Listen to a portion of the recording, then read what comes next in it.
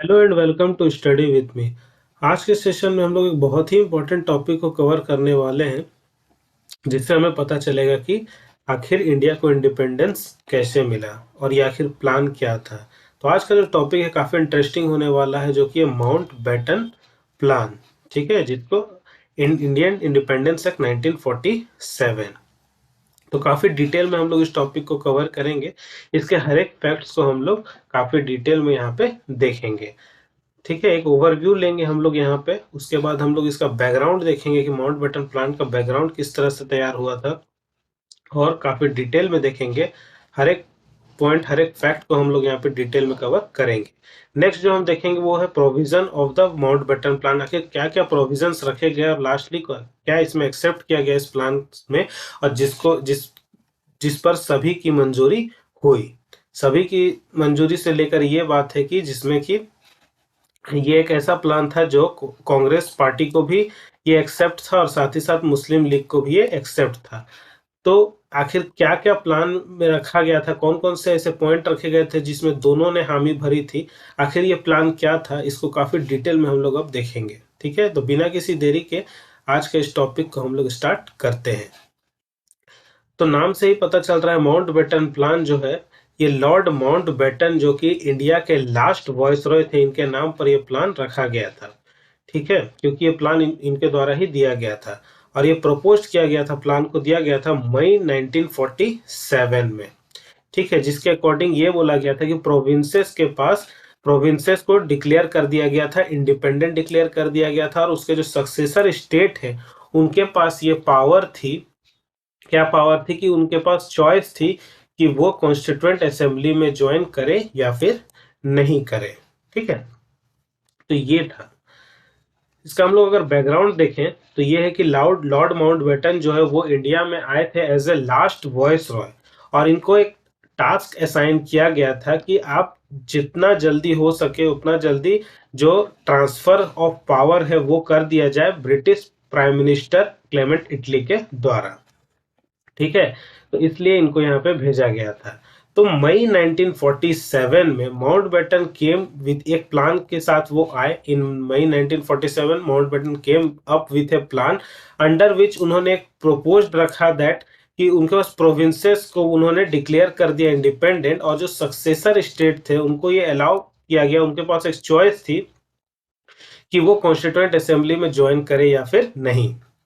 और ये जो प्लान आया था मई 1947 में माउंटबेटन के द्वारा, इसको डाइकी बर्ड प्लान भी कहा गया। क्या न कहा गया? डाइकी बर्ड प्लान भी कहा गया।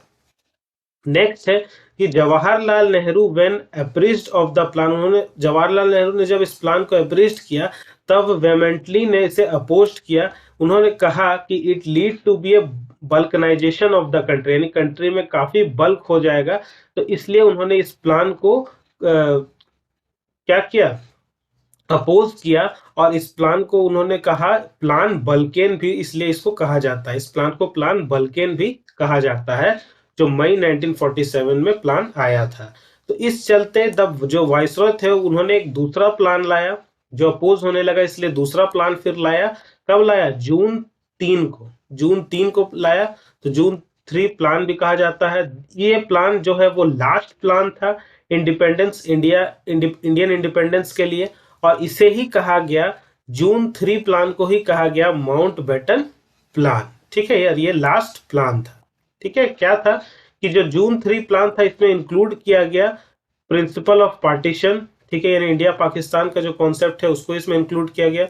ऑटोनॉमी, सोवर्निटी और both nations right to make their own constitution, और दोनों नेशन यानी इंडिया और पाकिस्तान दोनों के पास ये राइट होगा कि वो अपना अपना कॉन्स्टिट्यूशन अपने हिसाब से बना सकते हैं।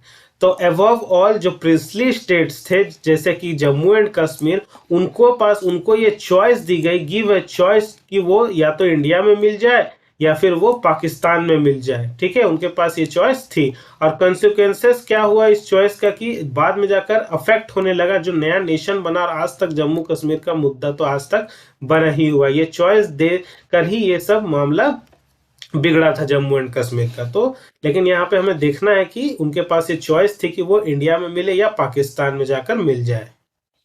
नेक्स्ट है कि जो ये प्लान था, this plan was except by both the Congress and the Muslim league. एक इंपॉर्टेंट पॉइंट ये है कि ये एक ऐसा प्लान था जिस पर दोनों पार्टी की मंजूरी थी, कांग्रेस की भी और मुस्लिम लीग की भी। और by then the Congress had also accepted the inevitability of the partition. पहले कांग्रेस जो है वो अपोज कर रहा था इस पार्टीशन को लेकर कि पार्टीशन तो नहीं होना चाहिए, लेकिन बाद में कांग्रेस ने भी एक्सेप्ट कर लिया इस पार्टीशन वाले मुद्दे को, और एक तरफ इंडिया हो गया और एक तरफ पाकिस्तान हो गया। This plan was put into action by the Indian independence act 1947।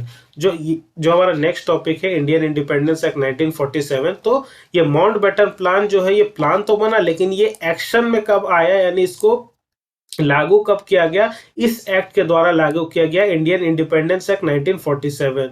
तो हम लोग नेक्स्ट क्लास में इसको भी एकदम डिटेल में कवर करेंगे, तब आपको पूरी तरीका से पूरा सीरीज एकदम कंप्लीट समझ में आ जाएगा, ठीक है।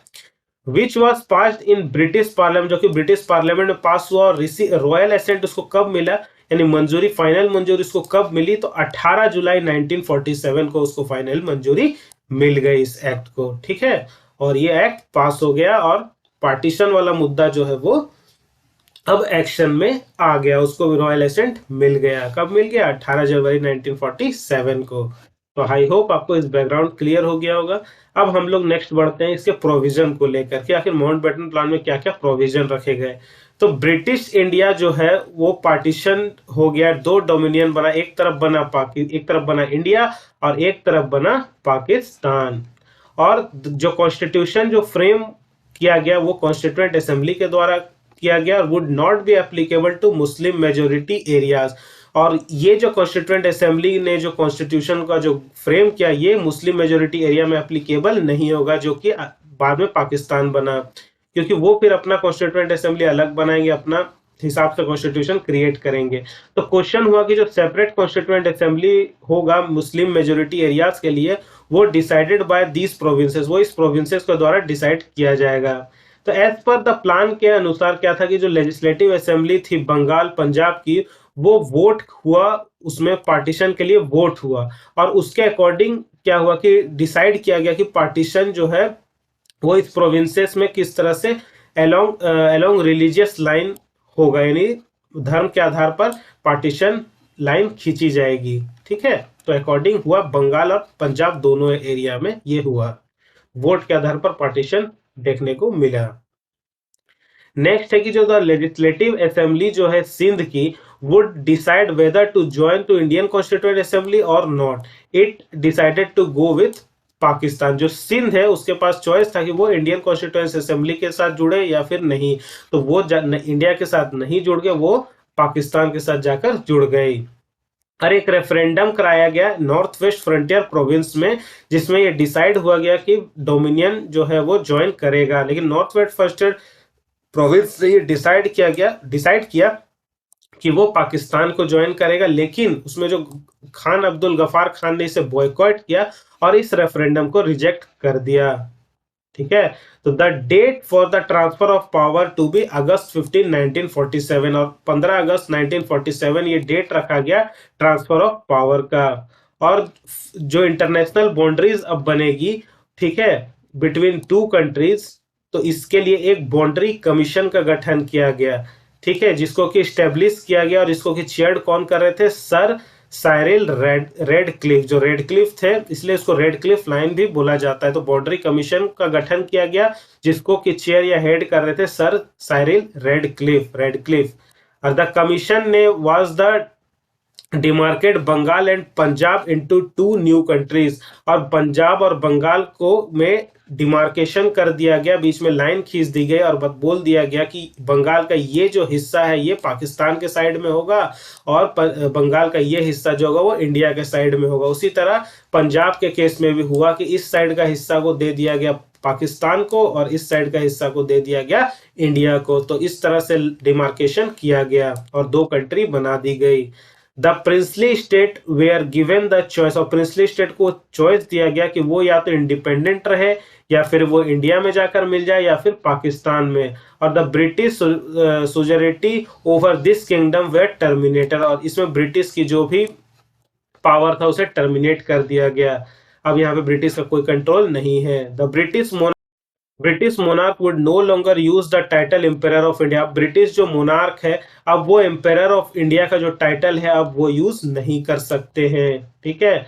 After the dominion were created the British parliament could not enact any law in this territories of the new dominions. अब जो ब्रिटिश पार्लियामेंट अब कोई भी लॉ इस टेरिटरी में अब नहीं पास कर सकती है क्योंकि अब ट्रांसफर ऑफ पावर हो चुका है। Until that time, the new constitution came into existence, the Governor General would assent any law passed by the constituent assemblies of the dominions in His Majesty name। ठीक है, जब तक नया constitution नहीं आ जाता है तब तक गवर्नर जनरल जो है वो कॉन्स्टिट्यूएंट असेंबली के द्वारा जो लॉ पास किया जाएगा उसे अपने नाम से उसे पास यूज कर सकते हैं। और the governor general was made a constitutional head, और जो गवर्नर जनरल जो होगा वो कॉन्स्टिट्यूशनल हेड बनाएगा। ठीक है, उसे कॉन्स्टिट्यूशनल हेड बना दिया गया। ऑन दी मिडनाइट, और जो एकदम आधी मिडनाइट यानी आधी रात को 14 अगस्त और 15 अगस्त 1947 को जो डोमिनियन है पाकिस्तान और इंडिया वो केम इनटू एग्जिस्टेंट, वो सामने आया। और इसीलिए 14 अगस्त को पाकिस्तान का इंडिपेंडेंस डे होता है। और ठीक रात को 12 बजे के बाद 15 तारीख हो गई और उसके बाद फिर इंडिया का इंडिपेंडेंस डे हम लोग सेलिब्रेट करते हैं। ठीक है, तो Lord Mountbatten was appointed the first governor general of independent India. और आजादी के बाद जो पहले गवर्नर जनरल, जो फर्स्ट गवर्नर जनरल किसको बना दिया गया? इंडिपेंडेंट इंडिया को, यानी आजाद इंडिया का पहला गवर्नर जनरल किसे बना दिया गया? तो लॉर्ड माउंटबेटन को ही बना दिया गया, जो कि लास्ट वॉइसरॉय भी थे और वो फर्स्ट गवर्नर जनरल भी बने इंडिपेंडेंट इंडिया के। एंड मोहम्मद अली जिन्ना को गवर्नर जनरल बना दिया गया, कहाँ का? पाकिस्तान का।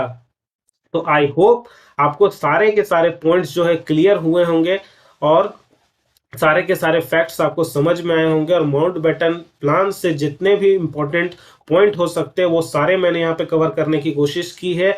आई होप आपको ये वीडियो पसंद आया होगा, और पसंद आता है तो मस्ट लाइक शेयर सब्सक्राइब और ज़्यादा से ज़्यादा इसे लोगों तक पहुँचाए ताकि ज़्यादा से ज़्यादा लोगों को फ़ायदा भी हो सके। तो तब मिलता हूँ अपने आगे नेक्स्ट लेक्चर में। और हाँ, शाम में करंट अफेयर्स का भी वीडियो आएगा, तो आई होप आप उसे भी एंजॉय करेंगे और उससे भी आप फायदा उठाएंगे। मिलता हूँ नेक्स्ट लेक्चर में, तब तक के लिए जय हिंद।